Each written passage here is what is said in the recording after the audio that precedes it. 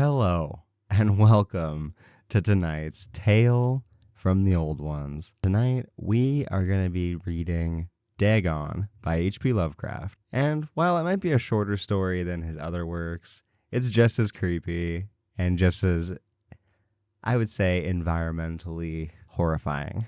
So sit back, grab your favorite drink and a snack, and enjoy tonight's tale. I am writing this under an appreciable mental strain, since by tonight I shall be no more. Penniless, and at the end of my supply of the drug which alone makes life endurable, I can bear the torture no longer, and shall cast myself from this garret window into the squalid street below. Do not think from my slavery to morphine that I am a weakling or a degenerate. When you have read these hastily scrawled pages, you may guess, though never fully realize, why it is that I must have forgetfulness or death. It was in one of the most open and least frequented parts of the broad Pacific that the packet of which I was supercargo fell a victim to a German sea raider. The Great War was then at its very beginning, and the ocean forces of the Hun had not completely sunk to their later degradation, so that our vessel was made a legitimate prize, whilst we of her crew retreated with all fairness and consideration due us as naval prisoners. So liberal, indeed, was the discipline of our captors, that 5 days after we were taken, I managed to escape alone in a small boat with water and provisions for a good length of time. When I found myself adrift and free, I had but little idea of my surroundings. Never a competent navigator, I could only guess vaguely, by the sun and stars, that I was somewhat south of the equator. Of the longitude, I knew nothing. No island or coastline was in sight. The weather kept fair, and for uncounted days, I drifted aimlessly beneath the scorching sun, waiting either for some passing ship or to be cast on the shores of some habitable land. But neither ship nor land appeared, and I began to despair in my solitude upon the heaving vastness of unbroken blue. The change happened whilst I slept. Its details I shall never know, for my slumber, though troubled with dream infested, was continuous. When at last I awakened, it was to discover myself half sucked into a slimy expanse of hellish black mire, which extended about me in monotonous undulations as far as I could see, and in which my boat lay grounded some distance away. Though one might well imagine that my first sensation would be of wonder at so prodigious and unexpected a transformation of scenery, I was in reality more horrified than astonished, for there was in the air and in the rotting soil a sinister quality which chilled me to my very core. The region was putrid with carcasses of decaying fish and other less describable things which I saw protruding from the nasty mud of the unending plain. Perhaps I should not hope to convey in mere words the unutterable hideousness that can dwell in absolute silence and barren immensity. There was nothing within hearing and nothing in sight save a vast reach of black slime. Yet the very completeness of the stillness and homogeneity of the landscape oppressed me with a nauseating fear. The sun was blazing down from a sky which seemed almost black in its cloudless cruelty, as though reflecting the inky marsh beneath my feet. As I crawled into the stranded boat, I realized that only one theory could explain my position. Through some unprecedented volcanic upheaval, a portion of the ocean floor must have been thrown to the surface, exposing regions which for innumerable millions of years had lain hidden under unfathomable watery depths. So great was the extent of the new land which had risen beneath me that I could not detect the faintest noise of the surging ocean, strain my ears as I might, nor there any seafowl to prey upon the dead things. For several hours I sat thinking or brooding in the boat, which lay upon its side and afforded a slight shade to the sun moved across the heavens. As the day progressed, the ground lost some of its stickiness, and seemed likely to dry sufficiently for traveling purposes in a short time. That night I slept but little, and the next day I made for myself a pack containing food and water, preparatory to an overland journey in search of the vanished sea and possible rescue. On the third morning, I found the soil dry enough to walk upon with ease. The odor of the fish was maddening, but I was too much concerned with the graver things to mind, so slight and evil, and set out boldly for the unknown goal. All day, I forged steadily westward, guided by a faraway hummock which rose higher than any other elevation on the roiling desert. That night, I encamped, and on the following day, I still traveled toward the hummock, though the object seemed scarcely nearer than when I first spied it. By the fourth evening, I attained the base of the mound, which turned out to be much higher than it appeared from a distance, an intervening valley setting it out in sharper relief from the general surface. Too weary to ascend, I slept in the shadow of the hill. I know not why my dreams were so wild that night, but ere the waning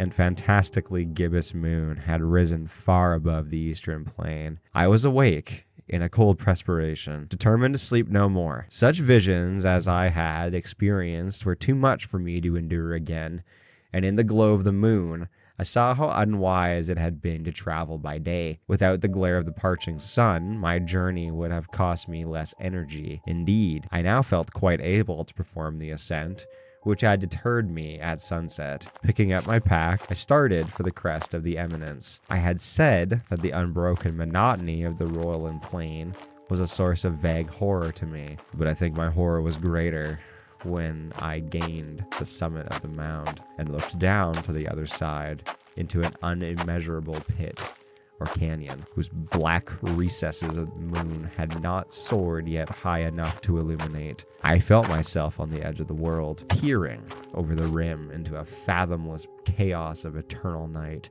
Through my terror ran curious reminiscences of Paradise Lost and Satan's hideous climb through the unfashioned realms of darkness. As the moon climbed higher into the sky, I began to see that the slopes of the valley were not quite so perpendicular as I had imagined.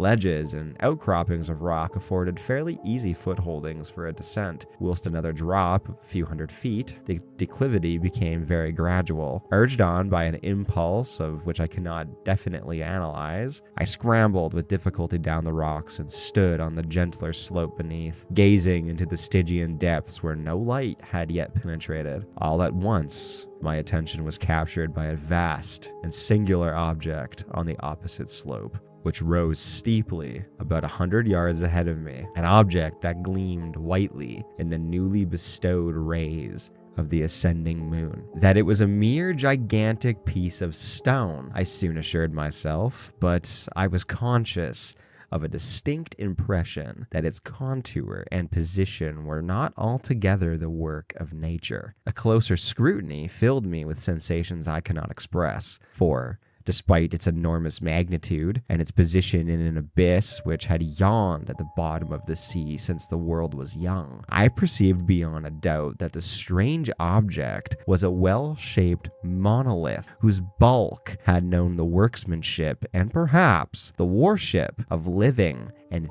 thinking creatures. Dazed and frightened, yet not without a certain thrill of the scientist's or archaeologist's delight, I examined my surroundings more closely. The moon, now near the zenith, shone weirdly and vividly above the towering steeps that hemmed in the chasm, and revealed the fact that a far-flung body of water flowed at the bottom, winding out of sight and in both directions, almost lapping at my feet as I stood at the slope. Across the chasm, the wavelets washed the base of the cyclopean monolith, on whose surface I could now trace both inscriptions and crude sculptures. The writing was in a system of hieroglyphics unknown to me and unlike anything I had ever seen in books, consisting for the most of conventionalized aquatic symbols such as fish, eels, octopi, crustaceans, mollusks, whales, and the like. Several characters obviously represented marine things which are unknown to the modern world, but whose decomposing forms had observed on the ocean-risen plane. It was the pictorial carving, however, that did the most to hold me spellbound. Plainly visible across the intervening water on account of their enormous size was an array of bas-reliefs whose subject would have excited the envy of a Dore. I think that these things were supposed to depict men,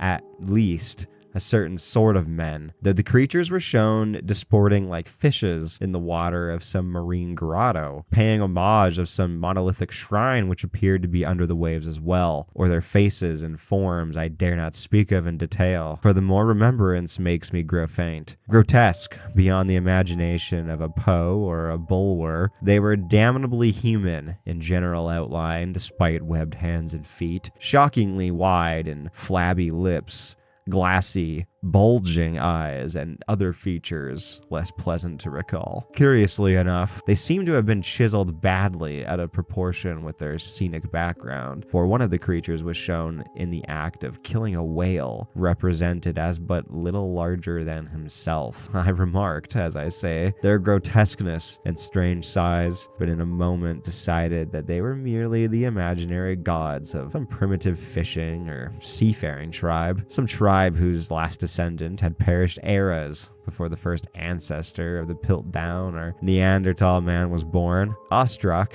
at this unexpected glimpse into a past beyond the conception of the most daring anthropologist, I stood musing whilst the moon cast queer reflections on the silent channel before me. Then, suddenly, I saw it, with only a slight churning to mark the rise to the surface. The thing slid into view above the dark waters. Vast, Polyphemus-like, and loathsome. It darted like a stupendous monster of nightmares to the monolith, about which it flung its gigantic scaly arms, the while it bowed its hideous head and gave vent to certain measured sounds. I think I went mad then. Of my frantic ascent to the sloped cliff, and of my delirious journey back to the stranded boat, I remember little. I believe I sang a great deal, and laughed oddly when I was unable to sing. I have indistinct recollections of a great storm sometime after I reached the boat. At any rate, I know that I heard peals of thunder and other tones which nature utters only in her wildest moods. When I came out of the shadows, I was in San Francisco Hospital, brought thither by a captain of the American ship which had picked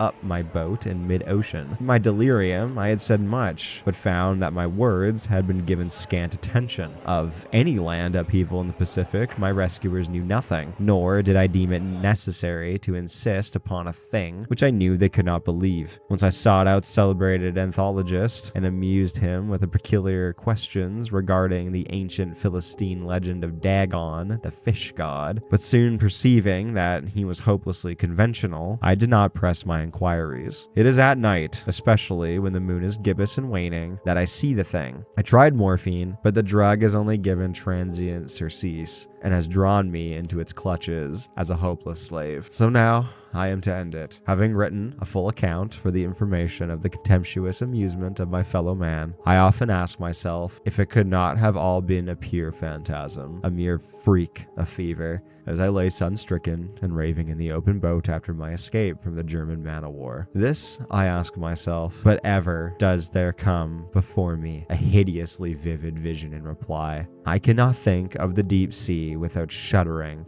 at the nameless things that may at this very moment be crawling and floundering on its slimy bed, worshipping their ancient stone idols and carving their own detestable likenesses on submarine obelisks of water-soaked granite. I dream of a day when they may rise above the billows to drag down in their reeking talons the remnants of puny, war-exhausted mankind. Of a day where the land shall sink and the dark ocean floor shall ascend amidst universal pandemonium. The end is near. I hear a noise at the door, as of some immense, slippery body lumbering against it. It shall not find me. God, that hand. The window. The window. Thank you so much for listening to tonight's story. If you enjoyed, leave a like on the video as it helps it get into the algorithm. And if you want to see more from me and hear more from me, then please hit that subscribe button. Thank you again, and until the next tale, I'm your host, the voice of the old ones. Take care, everyone, and good night.